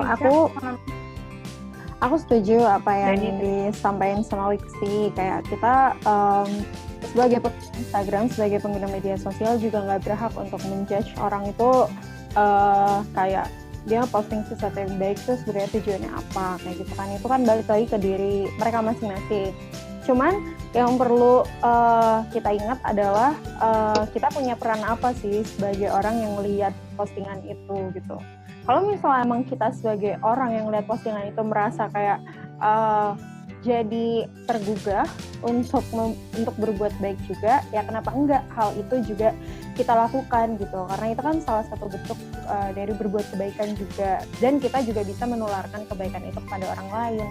Tapi kalau misalnya seandainya apa yang kita lihat itu ternyata bukan sesuatu yang baik gitu, atau yang bisa merugikan orang lain, ya balik lagi kita juga bisa ingat sama peran kita sebagai orang yang melihat itu gitu. Kita sendiri punya pilihan kan, kita mau ikut-ikutan komen, mau ikut-ikutan memojokkan, atau mau ikut-ikutan men-share itu, atau ya udah dibiar lalu. Karena kita sendiri tahu lah teman-teman kan, kayak ada orang aja di Instagram gitu, di postingan terus habis itu komen, ya kan mungkin baik tapi bahasanya kurang ngena, ujung-ujungnya jadi dia yang dibully kayak gitu-gitu. Apalagi yang namanya pembulian di media sosial tuh sangat rentan kan gitu. Jadi kayak tetap apa yang bisa kita kontrol dari diri kita sebagai peran kita juga menggunakan media sosial, itu aja yang kita lakuin gitu. Selebihnya kayak ibaratnya ya kita nggak bisa kontrol orang harus dia posting sesuatu yang baik terus, atau harus dia posting sesuatu yang berguna terus, kan enggak gitu. Cuman memang cenderungnya di Instagram itu banyak orang menampilkan sisi yang baik-baik kayak gitu. Jadi padahal yang kayak tadi dibilang, kita nggak tahu sebenarnya tuh apa yang terjadi di baliknya kayak gitu.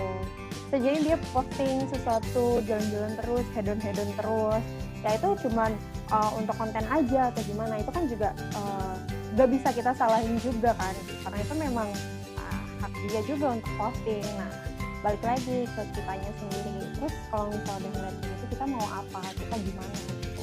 Apakah kita akan berperan jadi orang yang ikut-ikutan memprovokasi hal itu, atau justru kita jadi orang yang bisa bawa dampak baik atau melihat hal tersebut dari sudut pandang yang positif gitu. Jadi biar apa yang kita lihat dan apa yang orang lain melihat juga sama-sama bisa berguna, seperti itu. Makasih banyak Leni buat penjelasan. Bagaimana Michael tanggapannya? Itu tadi pertanyaan dari Michael kan ya? Iya cukup kok. Ya, gimana Michael, ada tanggapan? Ya cukup. Ya, terima kasih. Oke. Terima kasih Michael. Ada lagi nggak dari teman-teman lain? Entah bertanya tentang penelitiannya atau mau cerita keluh kesah penggunaan Instagram mungkin? Ya. Oh, ada dari pertanyaan. Ima. Iya, dari Ima. Siapa mau bacain? Aku bacain. Okay. Kak, bagaimana pandangan kalian terhadap orang-orang yang punya main account dan second account? Main account jaim, sementara second account nunjukin dirinya yang asli. Ini relate juga ya. Siapa kayak dulu? Banyak orang-orang yang ya dari Leni. Okay. Oh, kalau dari aku sebenarnya terima kasih buat Imagratia yang udah nanyain ini. Sebenarnya ini juga relate banget kalau misalnya kita ngomongin atau kita ngebahas ini dari sudut pandang usia perkembangan atau kebutuhan psikologis, kebutuhan dasar psikologis manusia gitu. Karena apalagi kalau misalnya kita lihat banyak atau mayoritas itu kan ada di usia remaja, dewasa awal, dan dewasa tengah gitu kan. Gimana kalau misalnya kita lihat atau kita tarik ditinjau dari sudut usia perkembangan dan kebutuhan dasar psikologisnya, itu emang individu yang ada di usia segitu tuh lagi punya kebutuhan dasar psikologis untuk mengaktualisasikan diri gitu. Kayak contohnya kalau misalnya kita sering denger remaja tuh lagi masa pencarian jati diri gitu, lagi masa butuh interaksi sosial atau relasi sosial yang intens sama orang-orang di sekitarnya kayak gitu. Nah, menurut aku pribadi kalau misalnya orang-orang yang punya main account di situ dia jaim, terus second account dia menunjukkan dirinya asli, menurut aku it's okay, gak apa-apa, karena mungkin bisa jadi orang-orang yang seperti itu gitu, memang dia bisa membagi fungsi dari sosial media Instagram itu menjadi dua bagian yang berbeda gitu.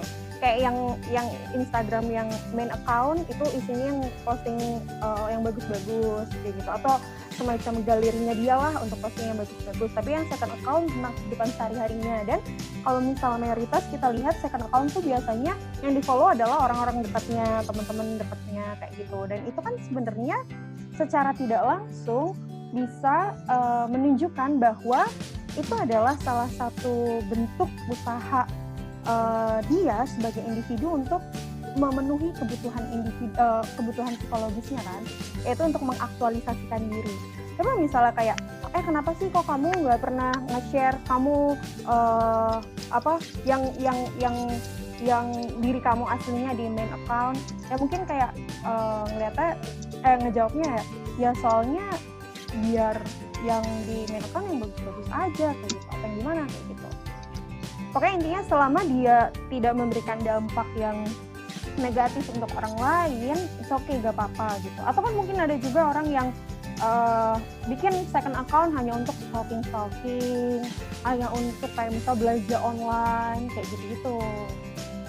Jadi selama dia nggak membawa dampak buruk untuk orang lain atau untuk lingkungan sekitarnya, itu is okay gitu. Dan wajar-wajar aja. Seperti itu. Ima, mungkin ada tanggapan dari Ima sendiri atau pernah sharing punya pengalaman dari apa yang Ima sampaikan, atau mungkin tanggapan dari Ica atau Dari teman-teman yang lainnya? Kalau dari aku sih udah lengkap pilihan yang kamu bilang, karena kan biasanya second account kan di private, terus isinya kan teman-teman yang dekat banget kan, jadi makanya mau story yang keasliannya pun nggak apa-apa kan, karena yang dilihat orang yang udah dikenal. Iya, gitu. Gitu. Mungkin ada dari teman-teman lain? Gimana? Oh, kalau dari aku ya, aku menambahkan diri, aku setuju sih sama apa yang Leni bilang. Kalau tadi Leni ngomong dari teori perkembangan sama aktualisasi diri, aku juga setuju yang tentang teori kebutuhan manusia ya, dari Abraham Maslow. Salah satu teorinya itu kan manusia itu membutuhkan rasa aman, dan mungkin untuk memenuhi kebutuhan rasa aman sembari dia mengaktualisasikan diri, makanya dia itu mengekspresikan dirinya lewat di second account gitu. Dia merasa lebih aman ketika dia membagikan sesuatu yang sifatnya pribadi hanya ke orang-orang terdekatnya gitu sih menurut aku. Betul.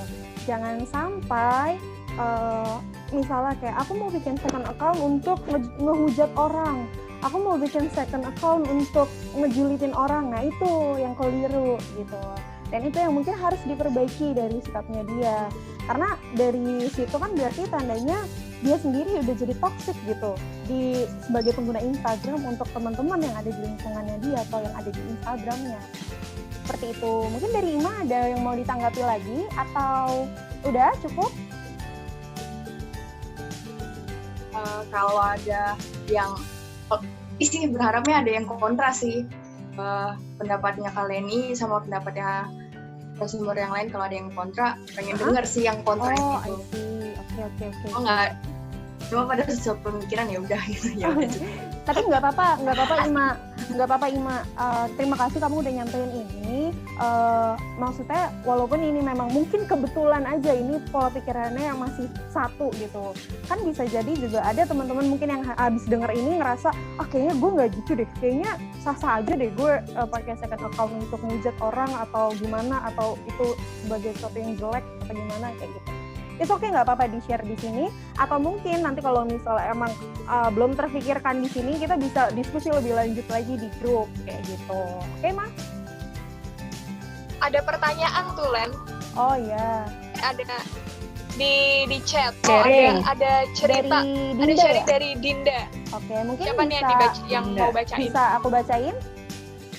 Oke, Len. Boleh. Dari Dinda Lodia.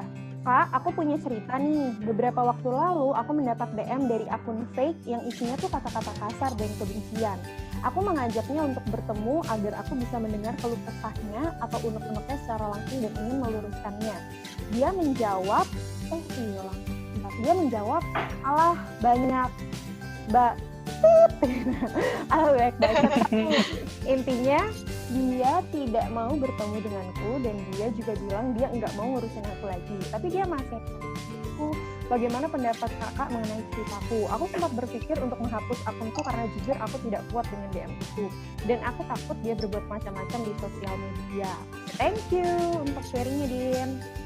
Makasih, Dinda, udah mau ceritain ini. Mungkin gimana? Mungkin dari antara teman-teman yang lain mungkin ada yang mau tanggepin dulu, atau mungkin punya pengalaman yang sama juga. Gimana, nggak apa-apa? Jois.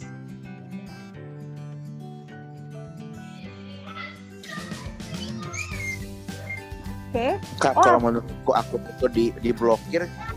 Oh maaf, ini dengan siapa ya? Geri. Geri, halo Geri. Tanggapannya itu menurutku at least coba seenggaknya didiamin dulu, atau kalau benar-benar nggak tahan diblokir aja sih akunnya, akun fake itu yang selalu menghujat dia, menghina dia gitu. Oke, thanks Ger tanggapannya. Oke, gimana kalau misalnya ada lagi nggak tanggapan dari teman-teman lain?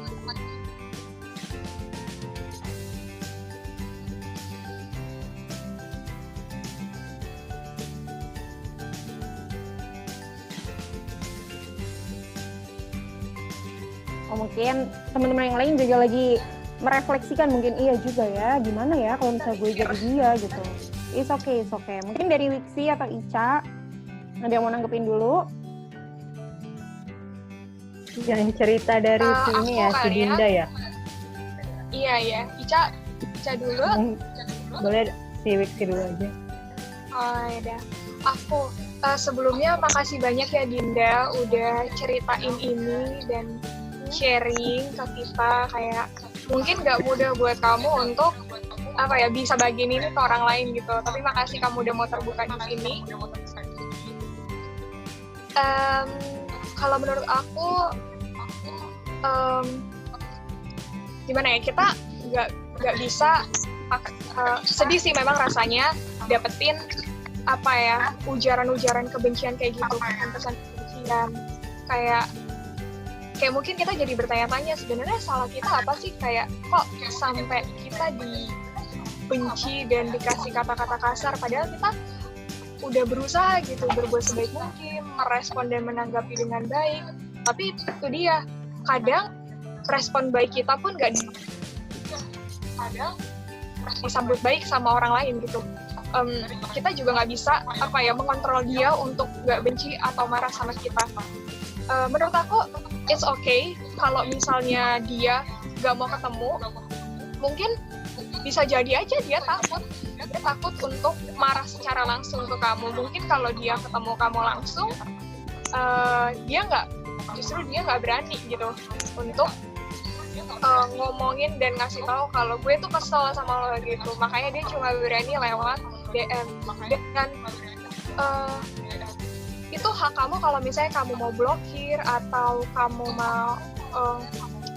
mau remove dia gitu. Maksudnya nggak usah menanggapi pesan-pesannya dia. Itu hak kamu, karena kamu yang memilih, kamu yang menentukan kamu mau melihat dan mendengar kata-kata yang apa. Oh, ada saran dari Asti Karisa, katanya mau nambahin, mungkin bisa di private akun IG biar akun fake-nya nggak stalk akun kamu lagi gitu katanya. Betul. Atau yang penting sih kayak kita mungkin kita nggak perlu bales kayak nyinyirnya dia atau gimana gitu kan, karena sebenarnya kalau misalnya kita lihat dari dia menggunakan akun fake aja itu bisa kelihatan kalau sebenarnya dia belum sepenuhnya berani untuk ngungkapin itu secara langsung terang-terangan ke kamu atau atau menyelesaikan masalah itu gitu. Jadi menurut aku nggak usah terlalu jadi banyak pikiran gitu, karena kita sendiri kontrol pikiran dia, kita nggak bisa kontrol dia mau ngata-ngatain kita kayak gimana gitu. Yang penting selama memang itu nggak benar atau memang bukan menyatakan diri kita yang sebenarnya, ya it's okay gitu, biarin aja gitu. Karena ya tadi itu bisa dibilang kalau memang udah mengganggu banget, ya bisa kita dengan cara nggak usah lihat DM dari dia atau gimana gitu, karena kan kita juga punya pilihan untuk kita mau gimana nih sama DM dia ini, kita mau nanggepin, kita mau ngebiarin aja, atau kita mau gimana gitu, jadi stres sendiri atau gimana, seperti itu. Oke? Mungkin ada tanggapan lagi dari Dinda.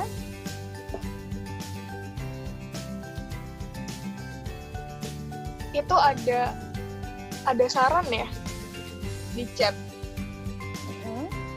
Ya, dari si Alfredo. Ada saran. Saran, tapi baru ngeklik saran dong. Nggak ada tuh di bawahnya. Oh ya, ada. Membentuk kesadaran diri dulu bahwa IG itu platform dunia maya. Jadi apapun yang terjadi di dalamnya, anggap saja itu maya dan tidak akan berimbas pada kehidupan nyata kita. Yang dibutuhkan hanya kesadaran. Wih, bener banget nih. Betul banget. Thanks Kak Edo untuk sarannya. Bener. Aku setuju, nah bisa jadi kayak gitu. Yang penting kita juga kayak tadi, self discovery. Kalau misalnya kita kenal sama diri kita tahu mana sih yang bisa jadi trigger buat kita untuk jadi stres dan jadi kepikiran, dan mana yang kira-kira bisa jadi potensi buat diri kita untuk menghadapi itu, ya lama-lama it's okay, gak apa-apa gitu. Namanya juga media sosial kan, yang penting kita nggak membawa stres sama apa yang ada di media sosial gitu. Oh, itu juga ada tanggapan dari Kak Vincent, Len. Mungkin bisa dibacain.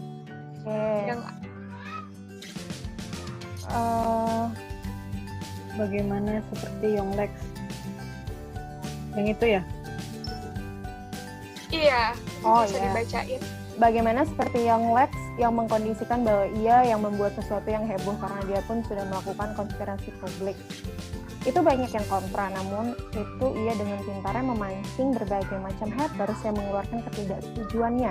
Namun dibalik itu, Yonglex mengajarkan orang untuk terbuka bahwa kita terus belajar dan membuka wawasan dari sisi hal yang tidak baik, namun bermakna hal yang baik.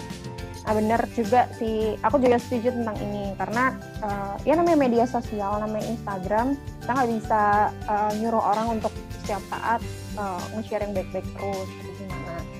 Cuman ya balik lagi tadi, ternyata dari apa yang dia share juga kita bisa ngambil hal positif gimana gitu.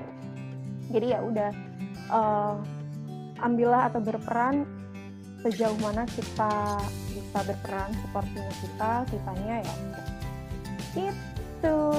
Terus next ini ada Iya Kakak Dinda, terima kasih. Sama-sama. Iya sama-sama Dinda. Terima kasih Dinda. Ada juga pertanyaan dari Okta. Dari Okta ya? Dari Okta. Iya boleh. Ya, mungkin Wiksi dibacakan. Saya tidak terlihat di sini. Mau tanya masih bisa nggak menurut kalian? Boleh Okta. Menurut kalian gimana cara yang baik ketika menanggapi teman di dunia nyata yang larang kita bikin story di IG karena menurut dia itu alay dan tidak penting. Padahal itu kan akun kita sendiri gitu. Gimana tuh? Biarin aja sih, maksudnya itu kan kehendak kamu, apa sih, akun-akun kamu kan, jadi terserah kamu lah maunya gimana, ya nggak sih?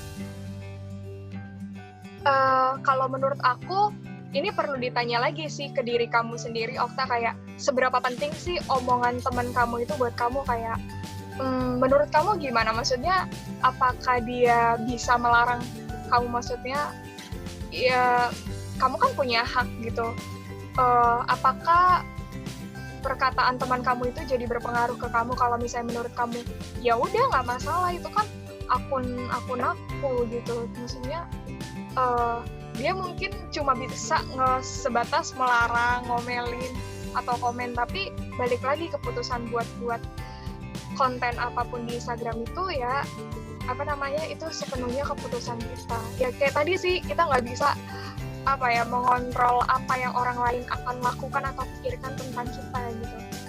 Gimana kalau menurut teman-teman lain? Betul. Bisa aku boleh nambahin? Boleh? Iya boleh banget. Ini kalau buat Okta ini mungkin dari sisi temen yang menyarankan untuk nggak ngupload story ya. Jadi kalau aku salah satu pengguna Instagram yang pasif juga. Menurutku kalau misalnya ada orang yang ngupload dan menurutku itu kayak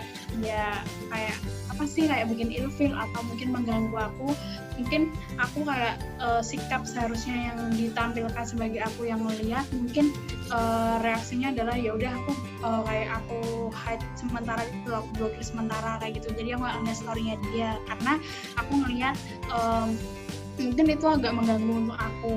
Tapi kalau misalnya dia sampai melarang, menurutku itu nggak ini sih, kayak bener apa kata Wiksi bahwa kita nggak punya hak untuk melarang orang lain untuk mengekspresikan apa yang dia penginkan. Tapi mungkin kalau sebagai orang yang kayak ngerasa risih lihat story kamu atau gimana, harusnya sikapnya adalah kayak ya kita menghargai apa keputusan teman kita itu. Kalau dilihat dari sisi orang yang ini ya, yang melarangnya, dia harus punya sikap bahwa nggak bisa kita melarang orang lain untuk mengekspresikannya, kayak gitu sih. Betul, dan sebenarnya temennya Okta yang komen itu juga dia kan punya pilihan, dia mau lihat postingannya Okta atau enggak. Kalau misalnya memang itu mengganggu buat dia juga nggak apa-apa gitu, nggak usah dilihat kan juga nggak masalah buat Okta gitu kan. Sama juga kayak Okta, mungkin Okta bikin postingan itu dia nggak lihat juga nggak apa-apa gitu, mau dia lihat mau enggak juga nggak apa-apa gitu. Kalau misalnya memang dia menurut dia itu mengganggu, kan tinggal di skip aja, selesai gitu. Jadi jangan sampai kita juga jadi penghalang untuk orang lain untuk berkarya atau gimana gitu, untuk memposting satu kebaikan, dua kebaikan gitu deh. Oke, guys. Itu iya, sama-sama Okta. Oh, ini sedikit sebelum kita mengakhiri, tadi ada tanggapan dari Kak Vincent.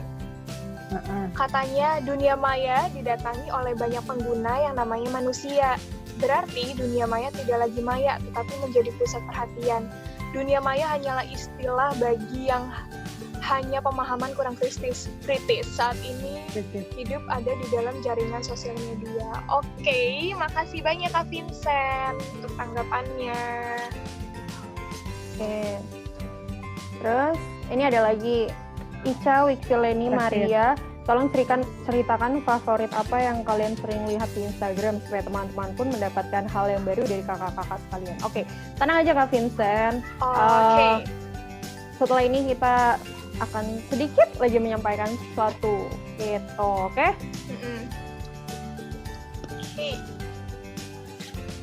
Mantap.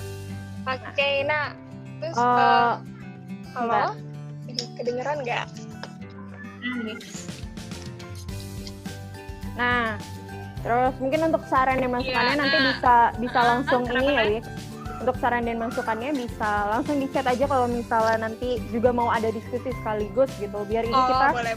Biar ini kita bisa langsung untuk ngejelasin soal apa yang bisa kita lakuin gitu. Habis dengerin webinar ini, terus apa nih sebagai Wiksi yang kayak gini, sebagai Isya yang kayak gini, sebagai mungkin teman-teman yang hadir di sini apa yang bisa dilakuin. Nah, sebenarnya sederhana dan simpel banget teman-teman. Di sini mungkin teman-teman bisa lihat ada tulisan yuk jadi pelopor virus baik di Instagram gitu. Dan ini juga berkaitan banget sama yang tadi udah disampaikan sama yang diminta sama Kak Vincent gitu. Mungkin Wiksi bisa menjelaskan. Iya, oke. Jadi teman-teman, sebelum kita tutup webinar ini, kami mau mengajak teman-teman untuk berpartisipasi nih dalam kampanye Instagram non-toxic. Jadi caranya gampang banget. Teman-teman itu hanya mengisi template yang nanti akan kami bagikan di grup. Jadi kami sudah sediakan. Jadi nanti teman-teman boleh banget ikutan challenge-nya, terus posting di Instastory dan jangan lupa dikasih hashtag Instagram non-toxic gitu. Terus tujuan kita buat challenge ini apa sih, Nea? Bantu jelasin dong tujuan challenge-nya.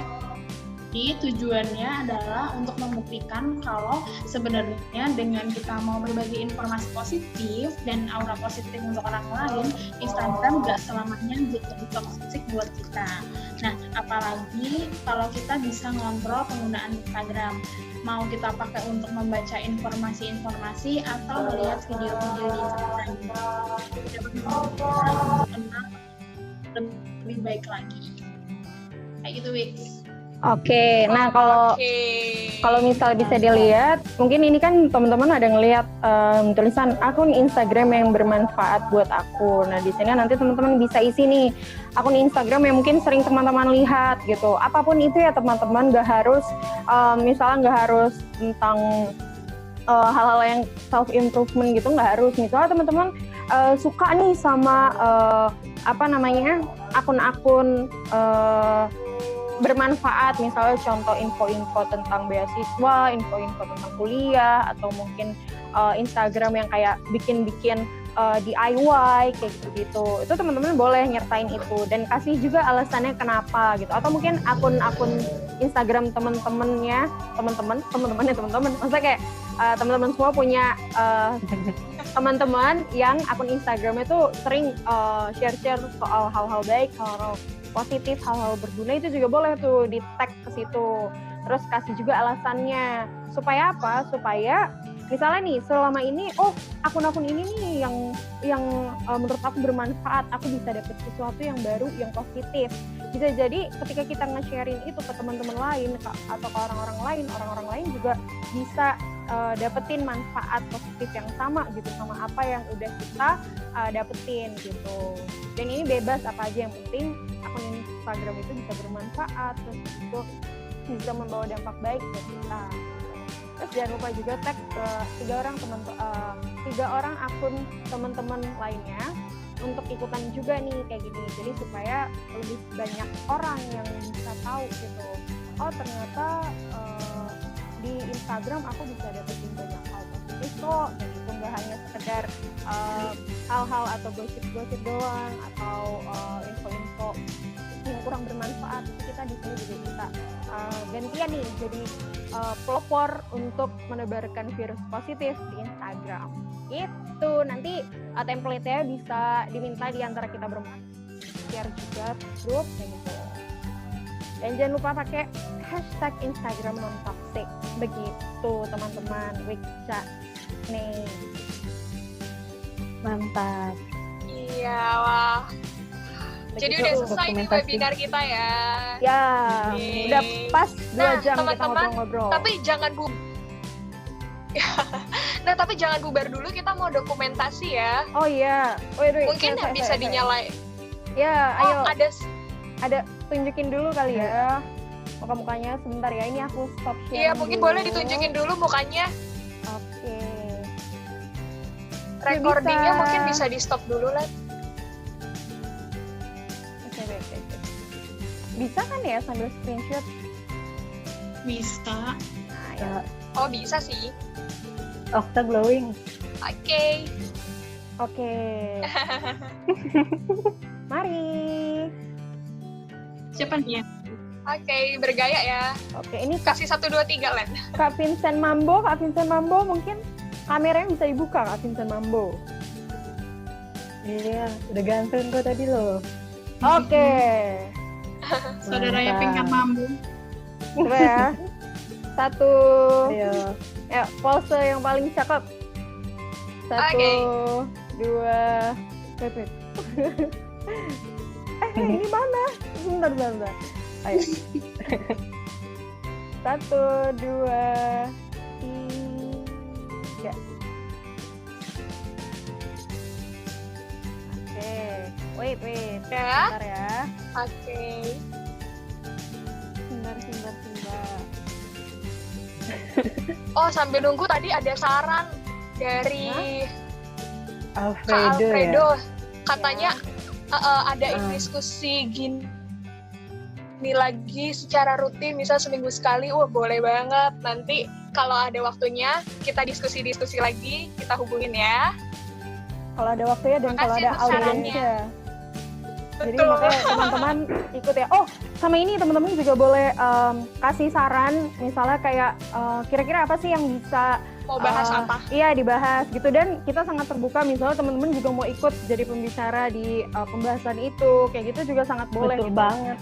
Karena kita di usia-usia muda kayak gini kan pasti sangat dibutuhkan kreativitas dan apa yang bisa kita diri kita sendiri untuk menebarkan virus kebaikan untuk semuanya. Kayak gitu deh. Oke? Sama ini kalian semuanya. Ya. Kalian nih, mungkin teman-teman jangan live di grup. Jadi di grup yang kita buat itu bisa jadi silaturahmi dan saling bertukar informasi. Tuh kan dari daerah-daerah berbeda-beda kan jarang-jarang nih kita punya daerah-daerah yang berbeda. Bener. Tuh. Itu oke? Iya bener. Oke. Yaudah, yuk kita tutup. Terima kasih Gitu, semuanya. Terima kasih banyak semuanya untuk kehadirannya. Sampai jumpa di lain waktu. Bye. Makasih semua teman-teman. Ya. Dadah. Makasih banyak ya. Makasih. Udah mau menyimak selama 2 jam. Iya. Bye.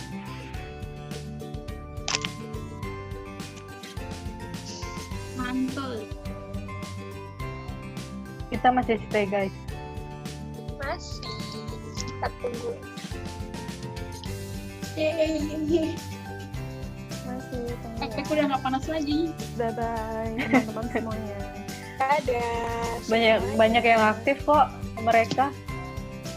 Ica sebentar ya, jangan komen dulu. Oh iya. Videonya cuma kita berempat doang, coy. Enggak, itu karena kamu bukanya dari HP. Jadi kalau misalnya kamu geser gitu ada banyak, Ca. Coba deh kamu geser gitu. Bisa. Geser cuma. Iya, bisa kok nih digeser masih ada. Oh, Ini- keluarin aku dong, nggak bisa live. Gimana tuh? Live keluarin. Wait ya.